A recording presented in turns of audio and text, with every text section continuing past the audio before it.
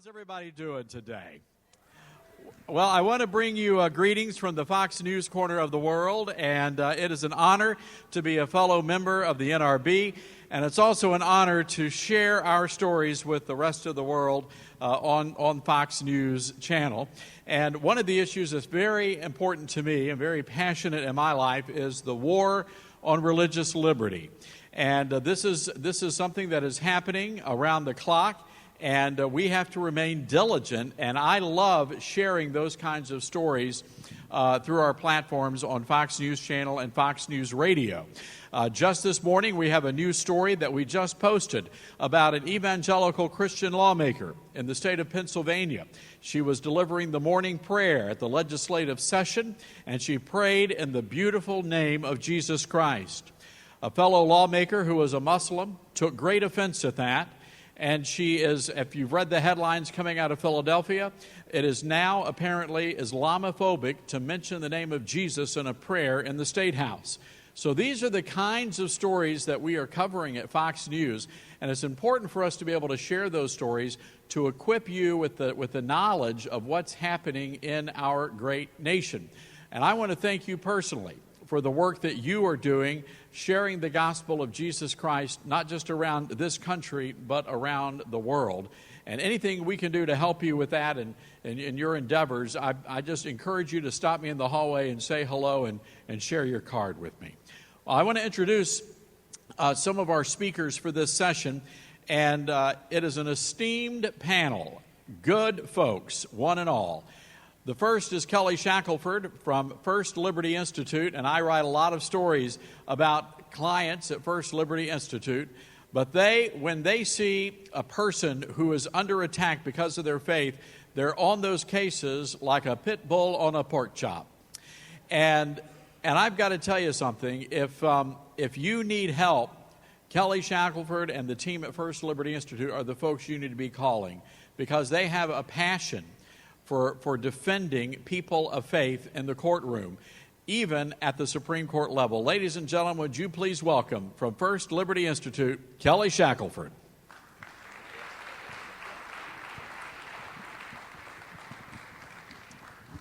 I want to tell you something that probably you haven't heard, and that's why I love being an NRB, because this is a message that needs to be going out to people all across the country. I've been fighting for religious freedom for 30 years now. This is my 30th year. And what I am watching right now is something really I never thought I would see in my life. But basically, we're at the hinge point of history where gains for religious freedom are beginning to happen that I never thought were possible.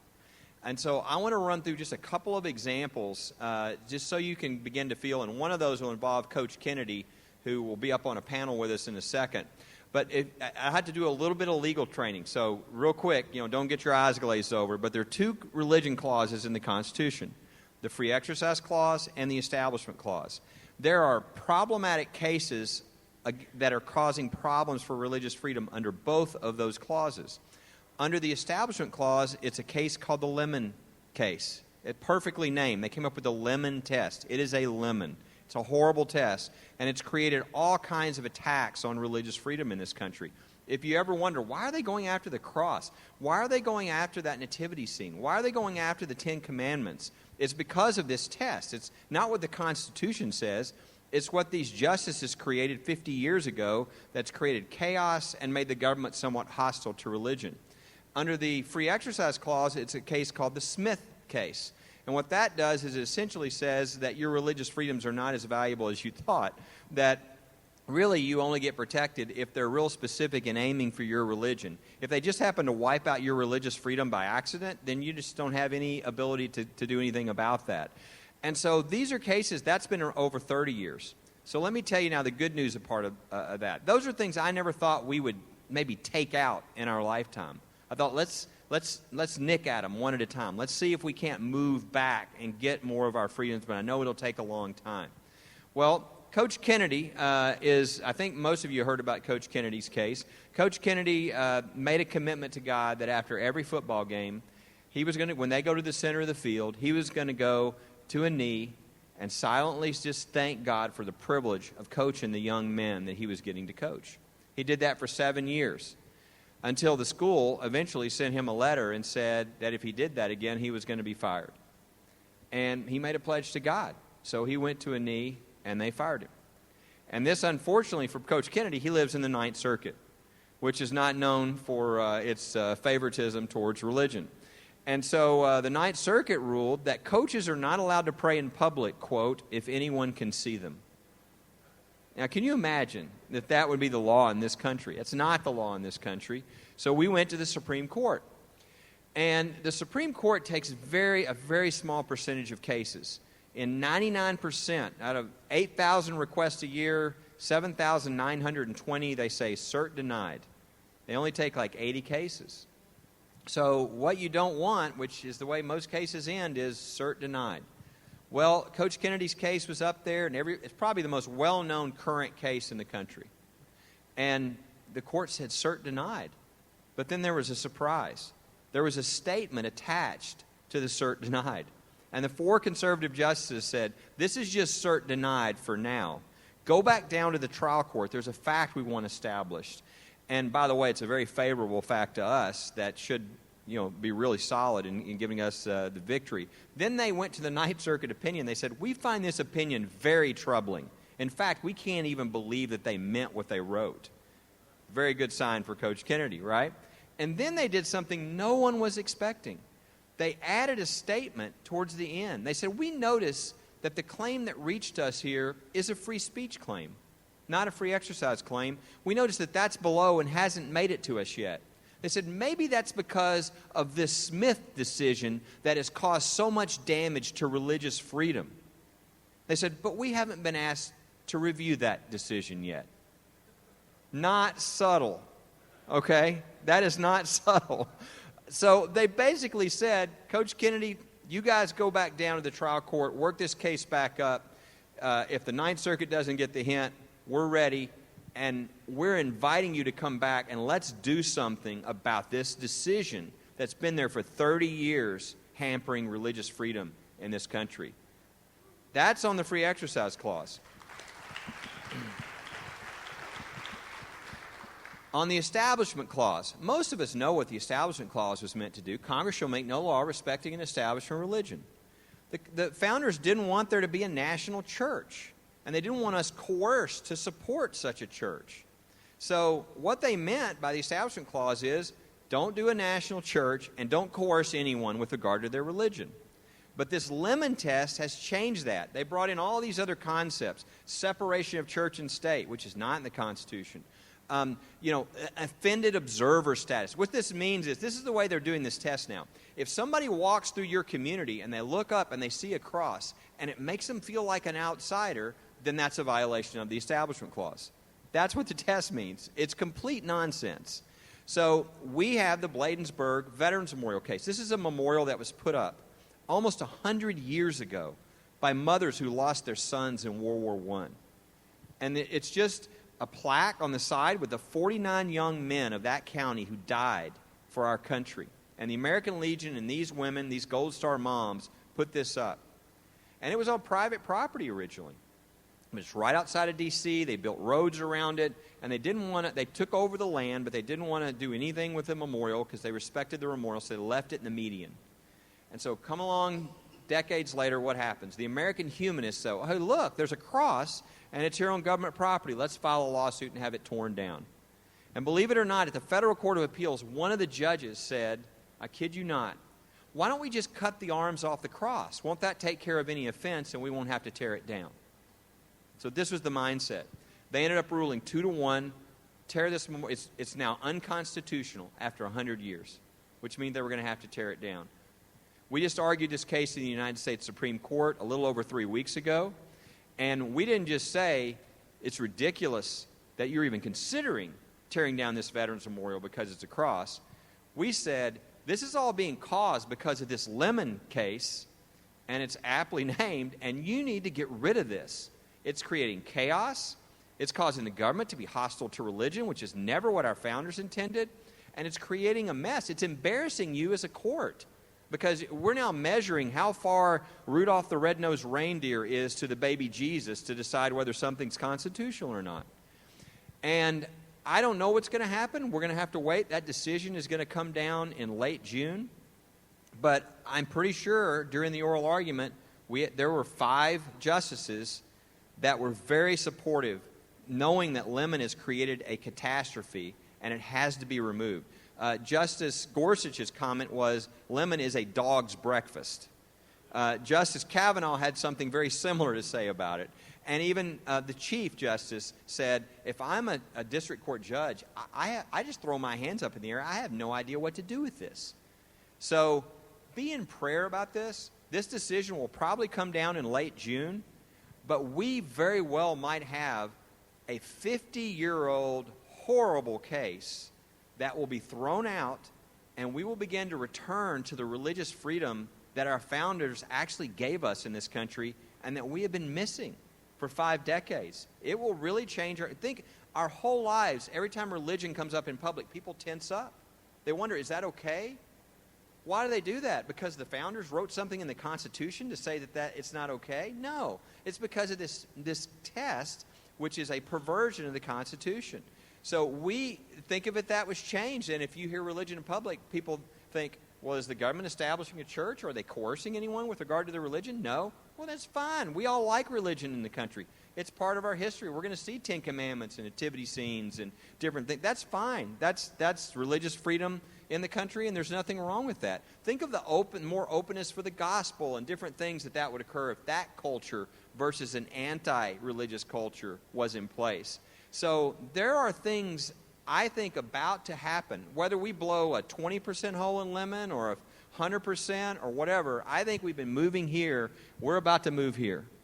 This country is about to change in a positive way for religious freedom under both our religion clauses in ways I think we've never experienced, those of us who are alive today, and I think it's going to be a great thing for our country. The last thing I'll mention is we have a major case at the Supreme Court right now that we could hear as early as Monday, and that is Sweet Cakes by Melissa. These are the bakers from Oregon who were fined $135,000 because they could not violate their faith and do a same-sex custom wedding cake. They were not only fined, their business was bankrupted. They were ordered by the judge not to speak publicly their beliefs about marriage. Again, be praying for this. This could be a great case that protects everybody in their business, that they can run their business in accordance with their faith. Thank you. Would I go over there or over here? Yeah. Thank you, Kelly. And how about, did you hear those 2 names, Gorsuch and Kavanaugh, standing up for religious liberty? How about that? Thank you, Mr. President, for that one. I want to tell you a little bit about our next speaker and panelist. Brad Dacus is from Pacific Justice Institute, and they are doing some tremendous work defending religious liberty here in the western states. And folks, I had a chance to meet Brad many years ago, and we've been telling his stories on Fox News. Well, one of the things I really respect about Pacific Justice Institute and First Liberty is that they don't charge their clients a single penny. So they rely on the donations and the generosity of fellow supporters of religious liberty and Christians all over the country. But that doesn't deter them from standing alongside people who are struggling and going through some difficult circumstances. And I have to say, Brad, you probably bring some of the most bizarre cases to our program. So thank you for that. Ladies and gentlemen, from Pacific Justice Institute, please welcome Brad Dacus.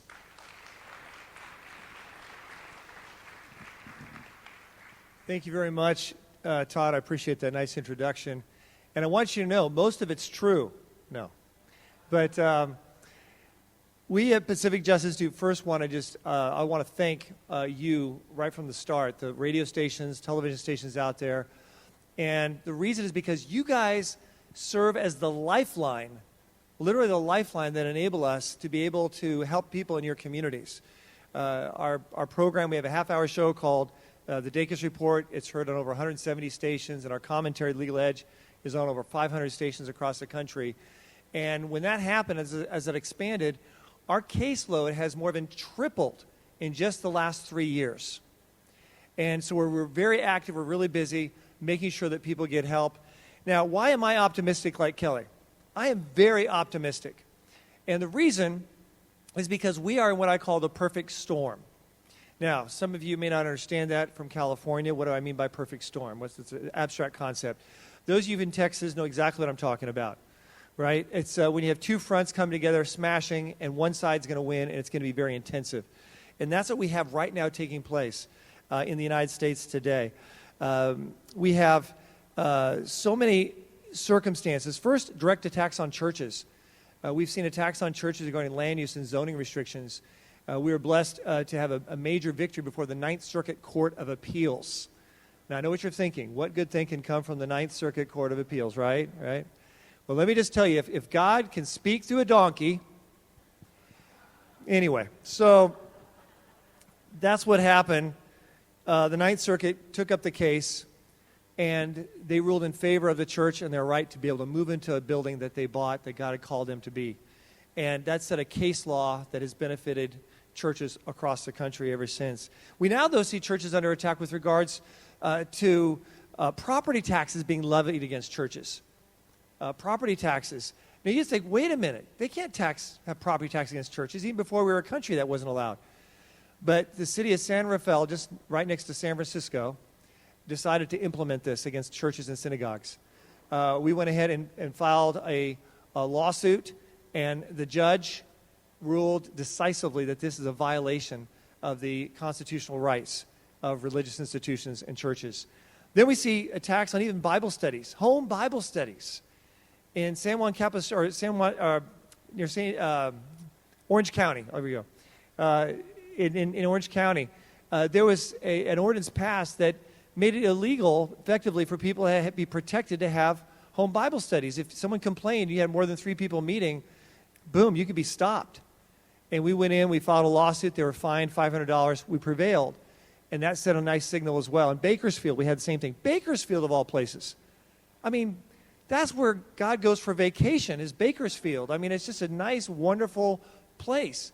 But yet, in Bakersfield, a community banned a home Bible study in the community room of a retirement community, and it was right before Christmas. We went into court, and we got an injunction allowing them to come back and glorify the Lord with their Bible study and their worship services. Outdoor preachers under attack. The Apostle Paul would have some difficult times here in the United States preaching in public places because we've had already 11 cases we've had to go to court where ministers of the gospel were being criminally prosecuted for up to a year behind bars for doing one thing, preaching the good news of Jesus Christ in public places. And these are states across the country, Michigan, Maryland, Texas. I had 2 cases myself in Texas. I mean, that's not supposed to happen in Texas, but it's happening. We have 2 other cases that we're having to appeal because they were convicted for preaching the gospel.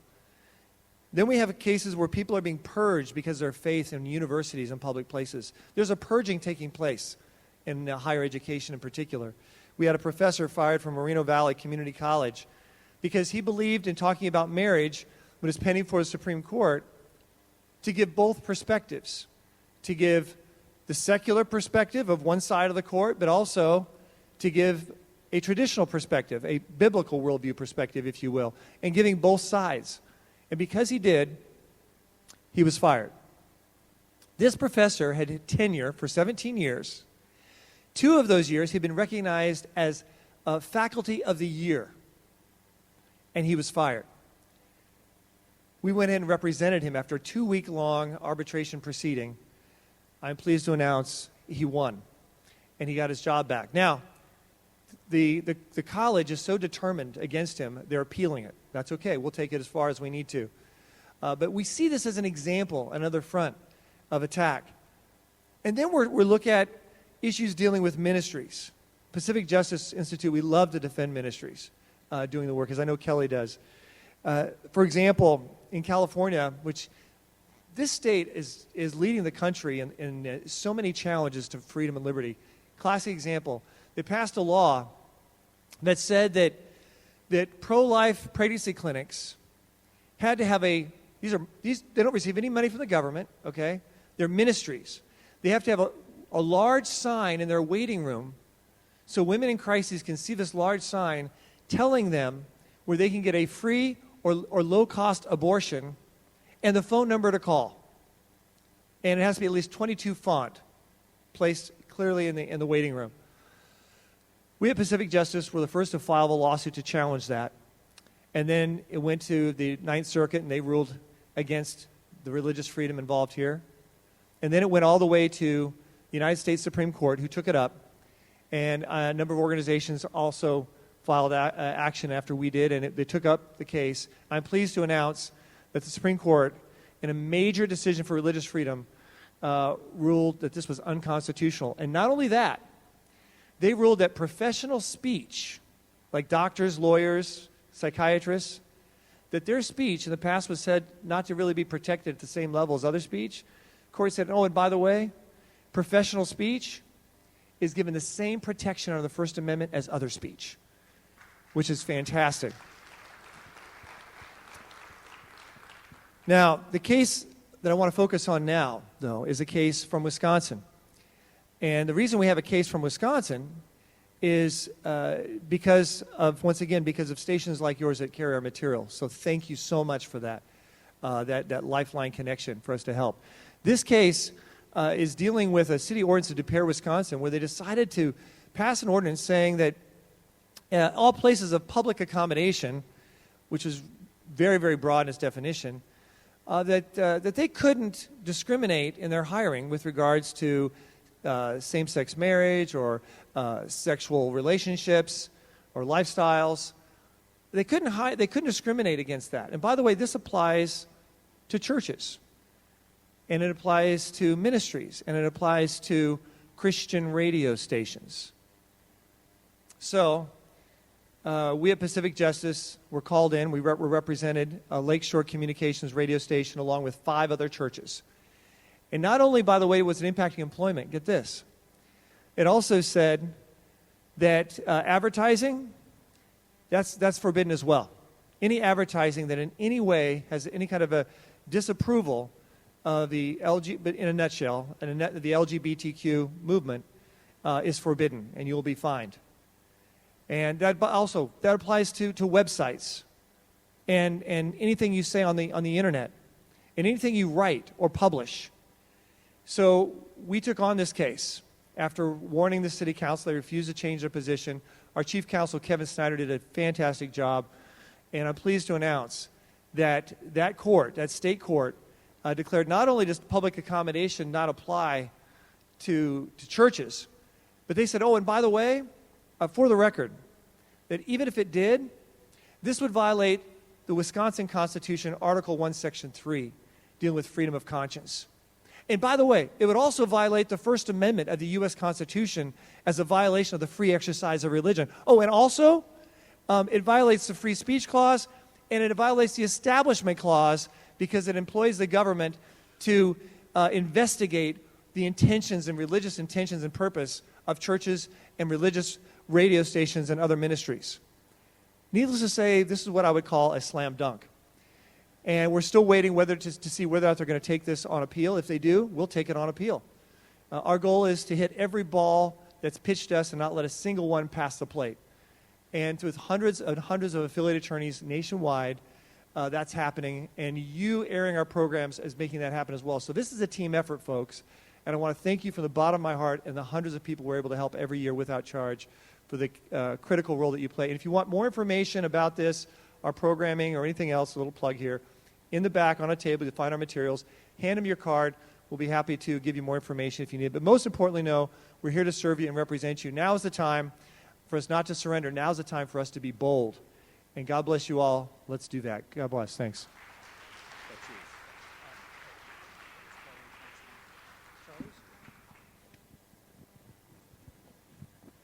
All right, ladies and gentlemen, we're going to move over to a panel discussion for a few moments to talk about some of the cases that you've heard about, and we're also going to take some questions as well from the guys up here. So please welcome to our panel Charlie LeMay and Coach Joe Kennedy. Please welcome our panel. So, guys, we're going to have a free-form kind of conversation. So if you want to jump in, feel free to jump in. Coach, I would like to start with you.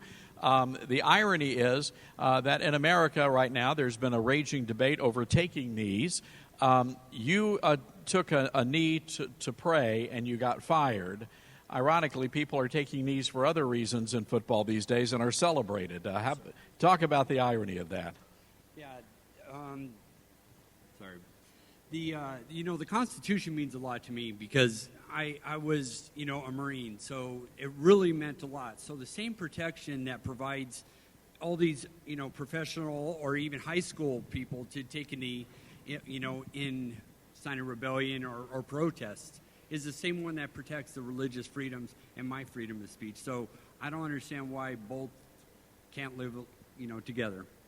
When, Coach, you talk early in your testimony about how you were inspired to pray by a movie that you saw, and I think it's interesting that, here at this gathering, a lot of those movies are launched, they're talked about and promoted, and that movie had a profound impact on your life. Absolutely. I don't know if everybody's seen it, but Facing the Giants, I was a brand new baby Christian, and I didn't know really anything about God and a relationship. And in the middle of the night, this movie comes on, and I was like, man, this is just terrible acting.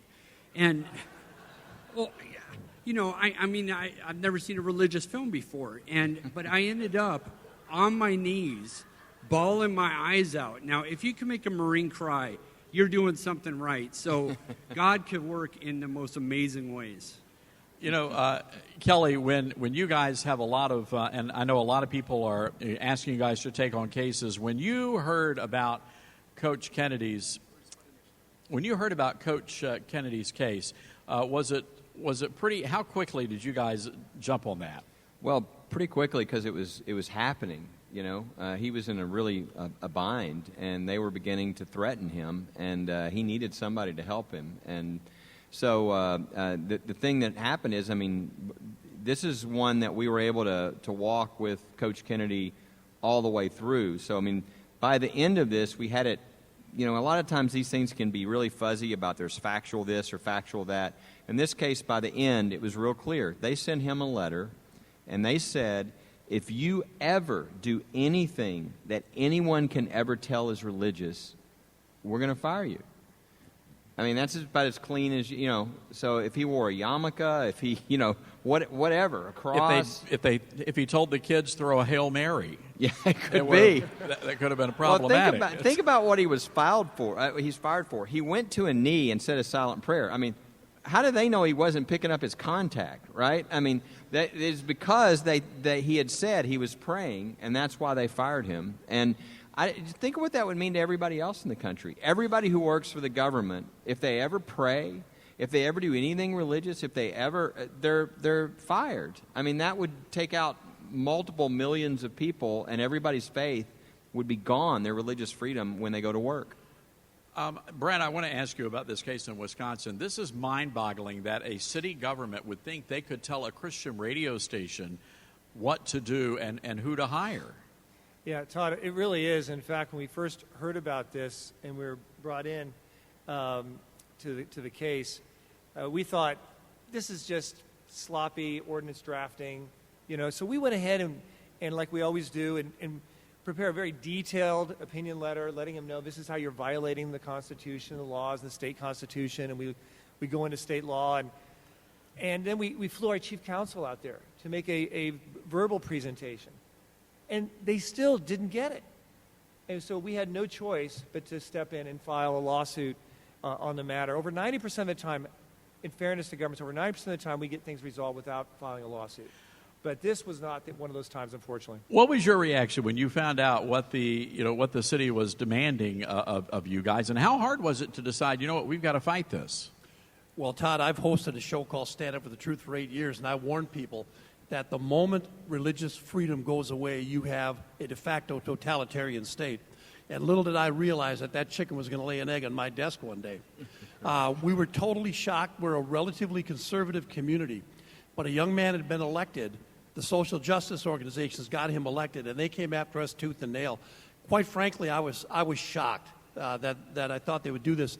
I know very little about law, but even I looked at this and said, this is a this is a major encroachment upon the U.S. and Wisconsin Constitution. But Michael, from a Christian radio perspective, there is in some circles a mindset that Christian radio we shouldn't be out there talking about those really controversial issues. We shouldn't be causing a scene. And at the same time, though, of course, I completely disagree with that mindset. But, was that something that you had to think about, or are you guys bold enough to get out there and talk about what needs to be talked about? Todd, we had a board of directors meeting. I'm one of 5 directors, and we unanimously voted that if for any insane reason this law stood, we would go to jail rather than give up our religious freedom. Is that speech. right? Wow. And Todd, I really think what Coach Kennedy did, too, is like almost a message from God to all of us of faith in this country. Are you willing to take a knee? If it means you're going to lose your job, are you willing to take a knee? That's right. And we've got to make that. We got to teach our kids, our grandkids, to be ready to make that decision. Because everybody's going to be asked to sacrifice at some point right now, and they're going to be asked, are you going to stand? And I think what Christians mix up is, it's not a question of if we stand. The only question is the manner in which we stand. We have to stand. We just need to do it in a Christ-like way. Right. And to mix up, not standing at all with somehow that being Christ-like is just very unbiblical. Like the apostles and Jesus didn't cause problems. It's like, well, I'm a station of comfort. Well, then I guess Jesus and John the Baptist and Paul and Peter are not welcome on your station. Our manner should be Christ-like, but in this culture, to not speak truth in the face of darkness is not Christianity. Yeah, even in Acts chapter 22, I like to remind people, I love to guest preach, FYI, but for free. But one of my favorite messages comes out of Acts chapter 22. And the reason I love to point to it is because the Apostle Paul lays claim to his rights of due process under the law as a Roman citizen, but he also does it in a model way in the form of asking a question, being not as confrontational as he needs to, just as he needs to be to lay claim to his rights, because he understood that his rights were a gift from God to be used for God's glory. And I think that principle, I know that principle applies to each and every one of us. As things become more intense on the attack with regard to religious freedom and biblical worldview or Christianity in particular, that's not a cue for us to surrender. That's a cue for us to wake up and be faithful with what God's given us. Guys, we had a caller on our radio program a couple of months back, and it was a lady from Gadsden, Alabama, and we were talking about these religious liberty cases, and she said, Todd, I'm a good church-going woman, but sometimes the hair's got to go up and the hoop's got to come off. So, I like that. Coach, I want to ask you a question. The young people, the young men, and this was a great opportunity for you to pour your life into these young men. What's been the reaction from them as far as following your case and what happened to you?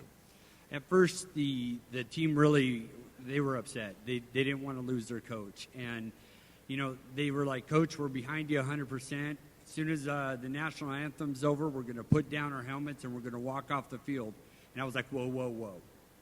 You guys got a job to do. My job is to do this. Your job is to play.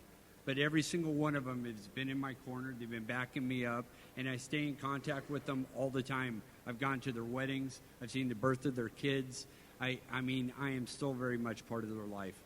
One of the cool things, Todd, and this story hasn't been told a lot, but that last night when all the media was there, and we're wondering what's he going to do, and he went to a knee. And he did it when the kids were turned singing the fight song because he didn't want any of those kids to get in trouble. Well, as he was down there, he felt something happening. And he went, oh, no, the kids have come.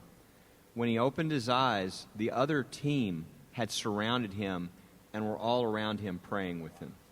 If that's not a picture of America, awesome. I don't know what is. Michael, we talk about broadcasting and really the power that Christian radio has to get the message out there. What have you guys been doing differently at your radio station since you guys encountered this crazy rule?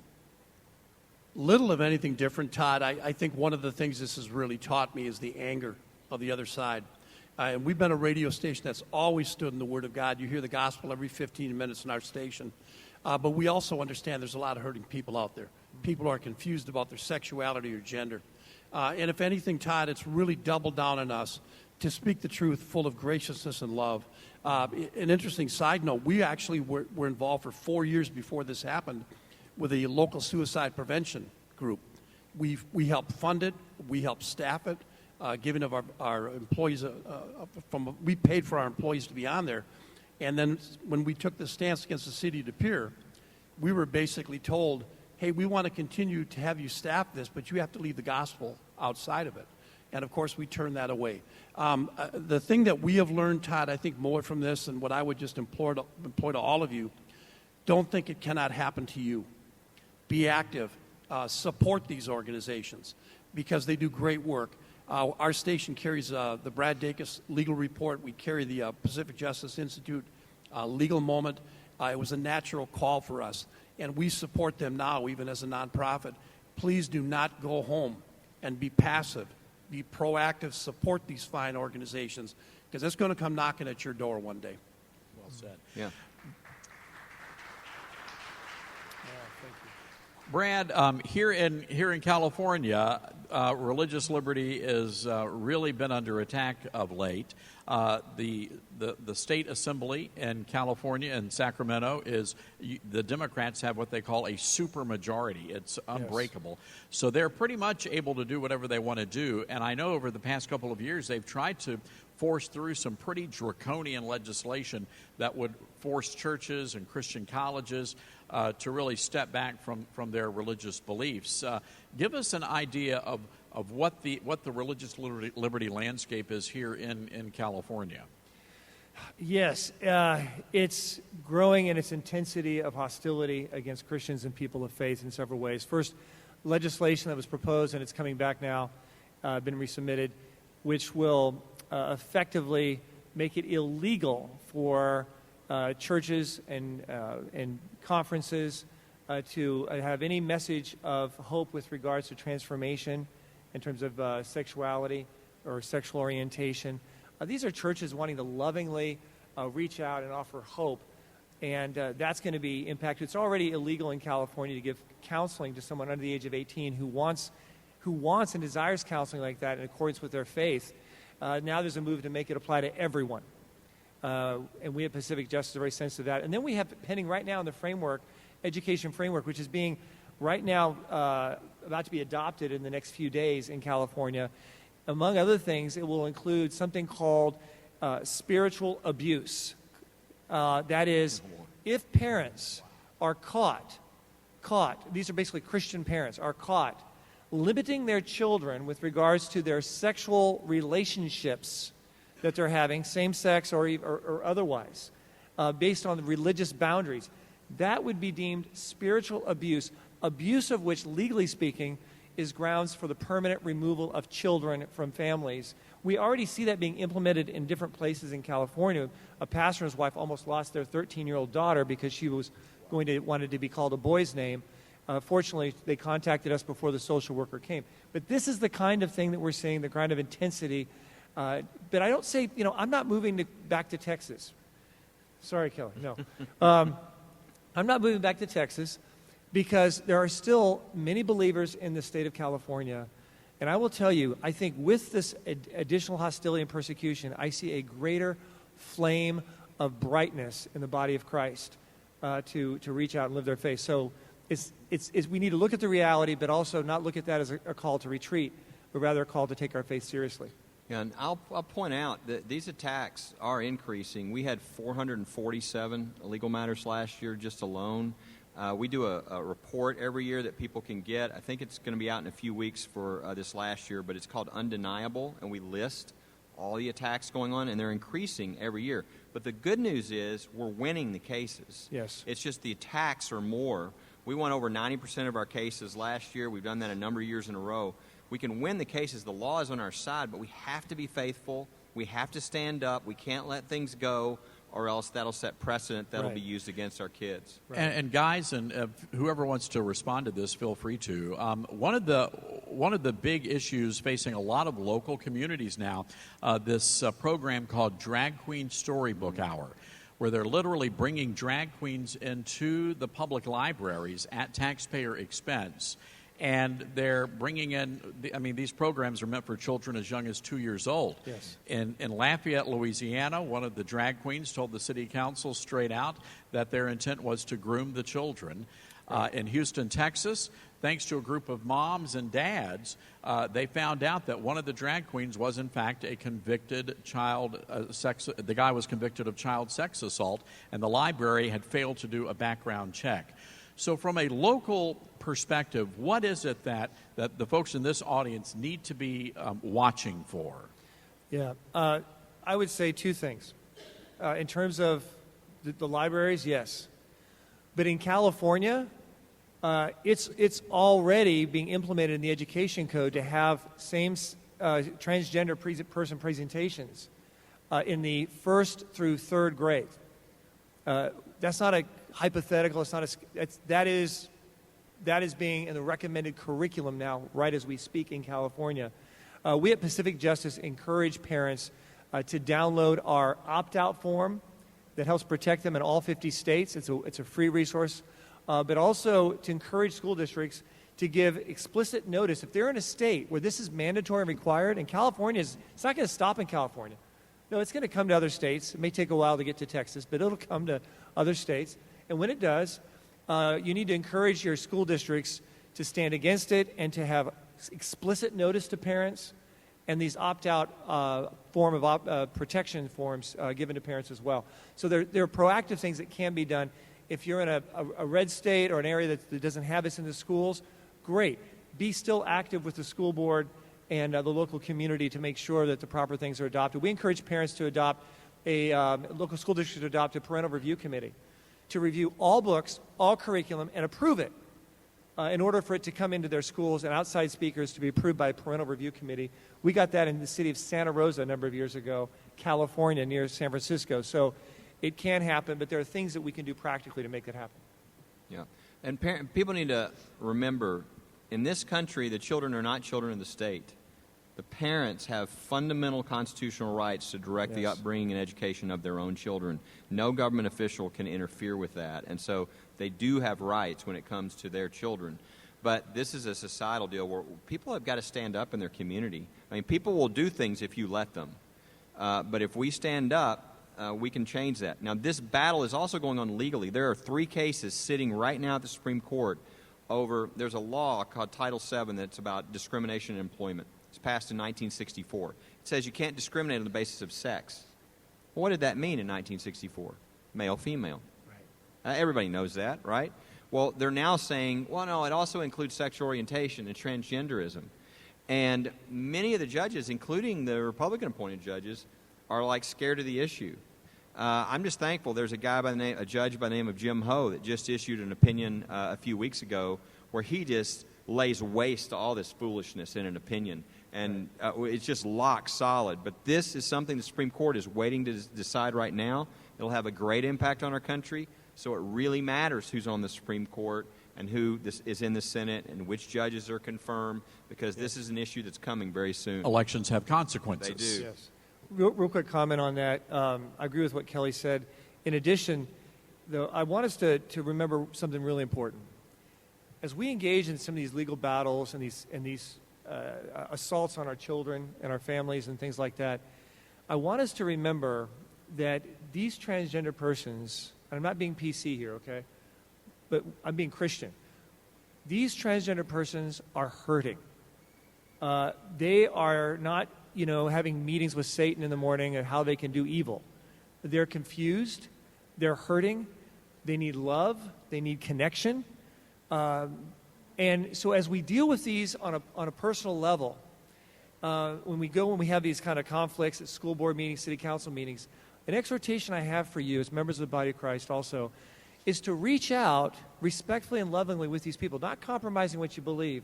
But that needs to be a part of our messaging, which I see, particularly on the West Coast, very frontally, is something that we've neglected in the past. And let that be a part of the big picture. That's all I'm saying. Michael, it seems to me that Christian radio and Christian broadcasting plays a very important role, probably now more so than ever.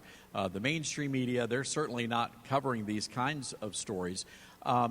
What is the encouragement for all of us here in this room that maybe some people aren't talking about these kinds of issues? Todd, I think it's an opportunity for Christian radio to shine and show its best. I think we need to think of ourselves as an extension of the church. We are part of the bride of Christ. Pastors are overwhelmed these days. They can't keep up with these types of things. You be that sheepdog. You be out there looking for these things. This same ordinance that De Pere tried to shove down our throat was approved in 2 other cities in Wisconsin that had Christian radio stations in it. And they didn't stand up. They weren't involved. It is an opportunity for you as radio professionals and believers in Jesus Christ to really stand in the gap for churches and pastors. And with all this confusion out there, one other thing I want to quickly say, it is so vital at the first sign of this coming into your community, contact these gentlemen, because the language that's being used in these ordinances, it's way above my pay grade. I'm just a dumb Christian radio station manager. I don't know legalese, but these things are written very, very tenuously. This is a chance for us as Christian radio station professionals to shine brightly for Jesus Christ and to stand in the gap against a repressive part of our society that is trying to silence churches. So please take that responsibility and that privilege very, very seriously. Let me add, Todd, everybody in this room, please. You might be thinking, well, I don't do a radio station, or everybody in this room can do exactly what he's talking about. You can make sure before you leave, if you're not getting from First Liberty or Pacific Justice, get like the email. We send out one every 2 weeks, and I'm sure Brad's every week. Yeah. You can take this stuff and just pick the ones that you feel led to, but begin to use those to educate your friends in your own community, because you will be really uniting a great army, the body of Christ, that can stand together. And there's really no way the body of Christ is going to lose if we stand together. A lot of people just don't know their freedoms. Right. They're scared. But what you will do is increase boldness when you help people see other people like Coach Kennedy, standing. It'll encourage other people to be more, out there with their faith and to not listen to the voices that are coming to say, censor yourself. Don't say that. Be fearful. So everybody in this room, just by getting the information and seeing what's going on and sharing that with your friends, you will help greatly in what's going on in our country. Todd, may I add one more thing quickly? Sure. Going back to what Brad said about reaching out in truth and love, I've become to be known pretty famously in our little city of De Pere because of the stance we had to take. I have had an opportunity to meet with many people who didn't understand why we opposed this ordinance, and really get a chance to meet them. And Brad's right, they are hurting individuals, and we are called to love them. I've had at least 7 opportunities now to meet with people who are confused about their gender or their sexuality and share the gospel with them. So always look at the bright side in these things. Romans 8:28, in all things, God works for those who love him. Brad, in the radio business, we'll say this. We've got 30 seconds. Okay.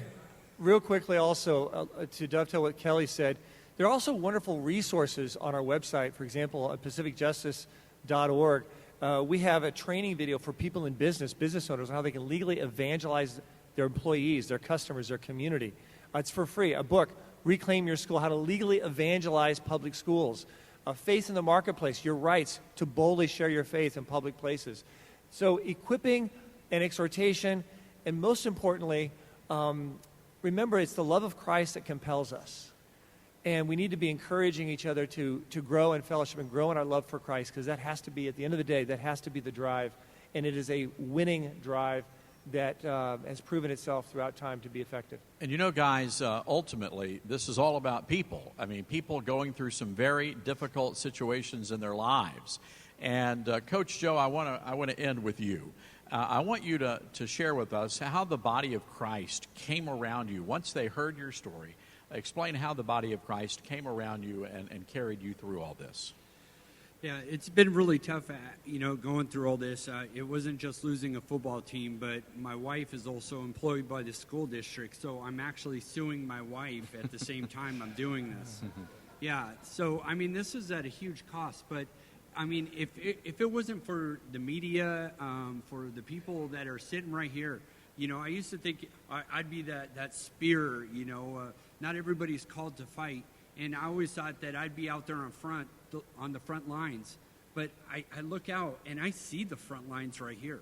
You guys are the ones that keep me going, and it's a radio station listening to some Christian music, or seeing a movie on a TV station that I've never heard of before.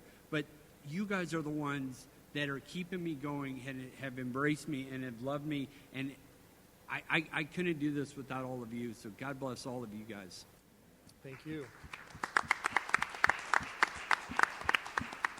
Well, that is going to wrap up our panel discussion. Would you please give just a warm hand to Michael Amade, Brad Dacus, Kelly Shackelford, and Coach Joe Kennedy.